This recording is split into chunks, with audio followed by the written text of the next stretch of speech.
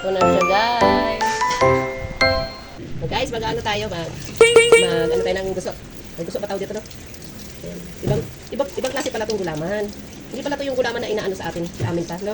Ganyan din doon sa amin. O, pero, Pag iba yun. matigas na yung pag malaki yung ano na, Babang. gulaw na siya. Ay, ito. Green yun siya ang una. Bakit yung sa inyo pagkatanim nun, hindi naman green ah. Hindi nga. Ay, hindi naman dilaw agad, green muna. Ayan. Ibig sabihin yun yung mga udlot niya, yung mga talbos. Budlot. Yan, o. Lalagyan natin ng kalamansi, kamates, luya. At kunting ano, pampasarap. Ayan. Yes, mamaya, tingnan nyo.